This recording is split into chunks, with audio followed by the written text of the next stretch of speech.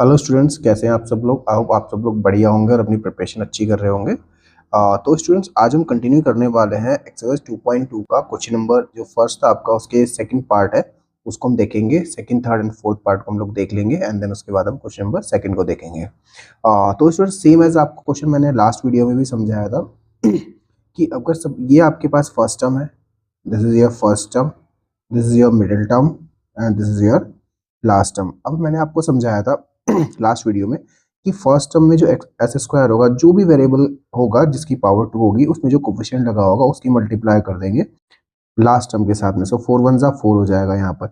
Next आपको क्या करना है, 4 के फैक्टर निकालने हैं। 2 2 जा 4 हो गया एंड 2 1 जा 2 हो गया।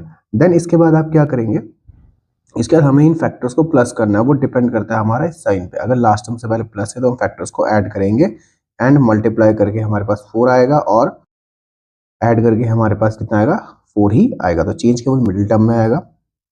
तो इसको हम वो कर लेते हैं, फैक्टर फाइंड कर लेते हैं इसके अब हम लोग। सो 4s square minus 2s plus 2s plus 1।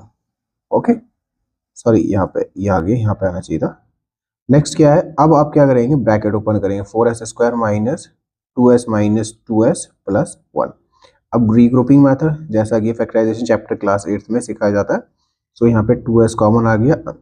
Bracket के अंदर क्या बचेगा आपका, यहाँ पे बचेगा 2s माइनस 1। सिमिलरली यहाँ पे -1 कॉमन आएगा, ब्रैकेट के अंदर आ जाएगा 2s माइनस 1।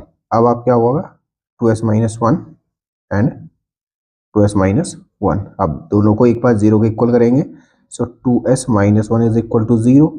सो दोनों के आंसर सेम ही आएंगे। ओके, तो हम एक ही को कर लेते हैं। तो s इज इक्वल टू हो जाएगा 1/2। s इज इक्वल टू कितना आ गया आपका, 1/2।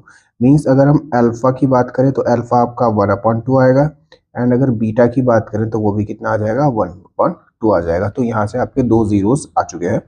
अब सम ऑफ जीरोस, सम ऑफ, अब वेरिफिकेशन करना है हमें, सम ऑफ जीरोस फाइंड कर लेंगे अब हम लोग।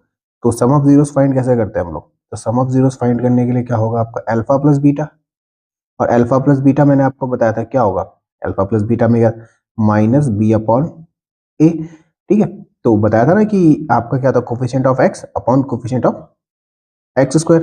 तो यहाँ पे अल्फा की वैल्यू कितनी आई थी आपके पास, 1/2 एंड बीटा की वैल्यू भी कितनी आई थी, 1/2। अब माइनस बी में अगर हम चेक करें तो माइनस बी में यहाँ पे कितना आ रहा है आपका, ये आपका कितना आ रहा है, माइनस है। ठीक है, फॉर्मूले में -4 है और ए की वैल्यू कितनी है, 4। तो सिंपली आपका कितना हो जाएगा, ये हो जाएगा 2/2 is equal to minus minus plus. Then आप इसको सिंप्लीफाई करेंगे तो 1 is equal to 1। So sum of zeros तो हमारा वेरीफाई हो गया।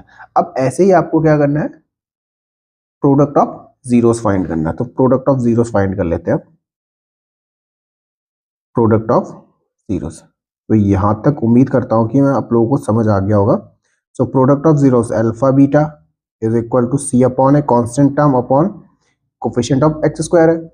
तो अल्फा बीटा मतलब 1/2 इंटू 1/2। सी कितना है आपका, सी आपका था 1 एंड ए कितना है आपका, 4 था। कोफिशिएंट ऑफ एक्स स्क्वायर था कितना आपका, 4।